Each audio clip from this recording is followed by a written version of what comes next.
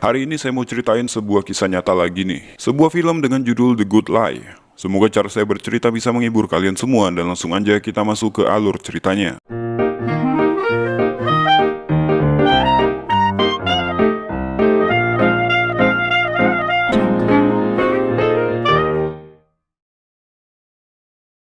Pada tahun 1983, perang saudara pecah di Sudan bagian utara dan selatan tentang agama dan sumber daya. Desa-desa yang ditinggalkan kemudian dihancurkan oleh tentara pemerintah dan militer. Mereka yang selamat pun akhirnya pergi meninggalkan tempat tinggal mereka. Ribuan anak yatim piatu mulai pergi menyebar ke seluruh Afrika. Mereka pergi kemanapun asalkan mereka selamat. Mereka harus berjalan ribuan mil menuju Ethiopia dan Kenya. Minimnya makanan dan air membuat beberapa dari anak ini meninggal di perjalanan. Bahkan anak-anak yang masih ingin bertahan harus survive dengan kondisi yang gak memungkinkan, termasuk minum air kencing sendiri. Cerita ini tentang sekawanan anak yatim piatu terdiri dari Theo, Mamer, Jeremiah, Paul, dan Abital. Tujuan mereka hanya satu, yaitu mencari tempat aman supaya mereka nggak ditangkap atau dibunuh oleh tentara. Namun sayang, di suatu pagi ketika dalam pelarian, Theo yang memeriksa keadaan pun ketahuan sama tentara, dan untuk menyelamatkan adik-adik dan teman-temannya, dia memilih untuk menyerahkan diri supaya yang tersisa bisa melanjutkan perjalanan. Mereka pun akhirnya terpisah.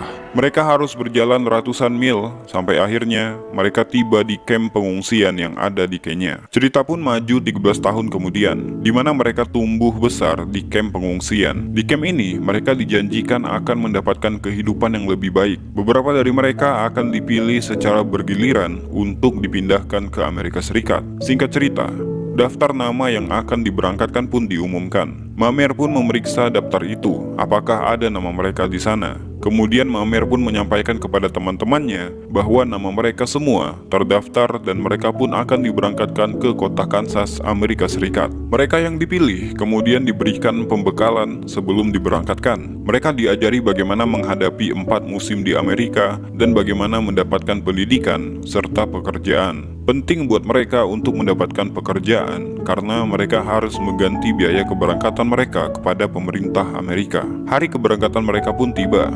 Mamer, Jeremiah, Paul, dan Abital berangkat dengan pesawat terbang menuju Kansas, Amerika Serikat. Memakan makanan yang disajikan di pesawat adalah hal membahagiakan pertama buat mereka setelah belasan tahun hanya makan nasi putih tanpa lauk. Sesampainya di bandara, mereka langsung dikumpulkan berdasarkan tujuan mereka. Tapi sayangnya Abital yang tadinya akan pergi ke Kansas harus berpisah dengan Mamer abangnya karena pengungsi perempuan harus ditempatkan bersama sebuah keluarga yang mengurusnya. Dan karena di Kansas nggak ada keluarga yang mau menampungnya, Abital pun dikirimkan ke Boston. Dengan berat hati, mereka pun berpisah. Tersisalah Mamer, Jeremiah, dan Paul. Mereka dijuluki sebagai The Lost Boys Sudan. Dan film ini adalah kisah nyata tentang cerita mereka. Sesampainya di Kansas, mereka dijemput oleh seorang perempuan bernama Carrie. Dia adalah orang yang akan membantu mereka mencari kerja di Kansas. Sesampainya di rumah, di mana mereka akan tinggal, mereka bertemu dengan perempuan bernama Pamela. Mereka pun mendapatkan house tour.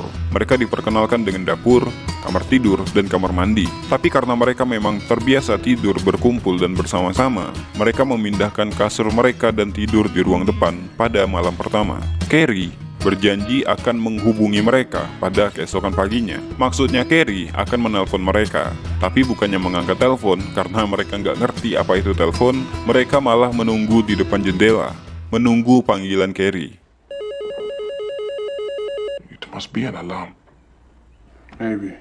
Karena telepon mereka nggak diangkat, Carrie pun menyusul mereka dan membawa mereka ke sebuah restoran untuk mencari pekerjaan. Namun karena mereka nggak punya pengalaman apa-apa, di restoran ini pun mereka nggak mendapatkan pekerjaan. Hampir putus asa, Carrie pun mencoba membawa mereka ke seorang teman bernama Jack. Jack adalah orang yang punya agensi pekerjaan, kurang lebih tugasnya mirip dengan Carrie. Dari Jack, mereka bertiga diajarkan bagaimana caranya meyakinkan calon bos mereka supaya mereka mendapatkan pekerjaan. Keesokan harinya, Mamer dan Jeremiah ditempatkan di supermarket. Sedih banget ketika mereka mengetahui ada produk makanan untuk anjing, dan juga ketika mereka disuruh membuang 2 troli makanan ke tempat sampah karena hampir kadaluarsa. Bagaimana nggak ironi? Di Amerika, anjing pun ada makanan khususnya, dan mereka harus membuang makanan ke tempat sampah. Beda banget ketika mereka di Afrika.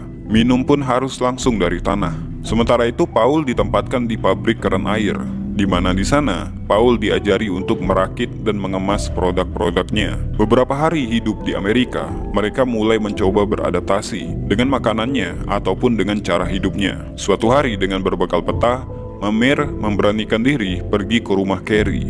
Dia membawa sekantong buah untuk berterima kasih kepada Carrie karena udah dibantu dalam mencari kerja. Ketika sampai, Mamer langsung masuk karena pintu rumah Carrie yang nggak dikunci. Melihat rumah Carrie yang berantakan, Mamer pun langsung inisiatif mengutin sampah-sampah yang ada. Sampai akhirnya, Carrie datang membawa tongkat bisbol karena mengira Mamer adalah pencuri. Carrie pun berterima kasih sama Mamer yang udah bawain buah untuknya dan langsung menyuruh Mamer untuk pergi dari rumahnya. Pada malam hari, Carrie mencoba untuk mencari tahu lebih jauh apa yang udah dilalui sama pengungsi dari Sudan. Dia pun membaca artikel di internet dan berita terbarunya setelah kejadian 9/11 di mana gedung WTC hancur diserang teroris. Amerika menghentikan program penampungan untuk para pengungsi dan mereka adalah pengungsi yang beruntung yang bisa datang ke Amerika. Sedangkan pengungsi yang masih berada di tempat penampungan di Kenya akan terjebak di sana sampai waktu yang gak ditentukan. Karena belum bisa bersatu dengan Abital, mereka sering berkomunikasi lewat telepon. Dan untuk mendukung biaya pendidikannya, Mamer harus bekerja tambahan untuk mendapatkan uang yang lebih banyak. Sementara itu di tempat kerjanya Paul, dia mulai mendapatkan teman Amerikanya dan juga kebiasaan pemuda di sana yang suka mengkonsumsi ganja lintingan. Paul pun dalam tanda kutip diracun untuk mengkonsumsi barang tersebut. Di supermarket, ketika Jeremiah membuang satu troli makanan yang hampir kadaluarsa, dia bertemu dengan gelandangan yang akan mengambil makanan di tempat sampah. Jeremiah pun mencegahnya dan memberikan makanan di troli karena kondisinya lebih segar. Karena hal tersebut, dia pun ditegur sama atasannya. Menurut Jeremiah, daripada makanan tersebut mubazir, bukankah lebih baik memberikannya kepada yang lebih membutuhkan? Tapi dia malah dimarahi. Jeremiah pun memilih untuk berhenti dari pekerjaannya dan mulai mencari pekerjaan lain. Karena hal tersebut, dia dipanggil Carrie dan diminta untuk menjelaskan yang terjadi. Jeremiah bilang dia nggak bisa bekerja di tempat seperti itu. Carrie pun menasihati, di Amerika itu ada yang namanya bos. Kadang-kadang mereka memang ngeselin, tapi kau harus terbiasa dengan itu, kata Carrie. Sementara itu, kehidupan harus tetap berjalan. Mamer mendapatkan kesempatan untuk sekolah terlebih dahulu, karena untuk membiayai 3 orang sekaligus tidaklah mungkin untuk mereka. Paul masih kerja di pabrik keran air dan masih mengkonsumsi ganja pemberian temannya. Kondisi Paul lama-kelamaan berubah dan membuat Mamer ataupun Jeremiah khawatir tentangnya.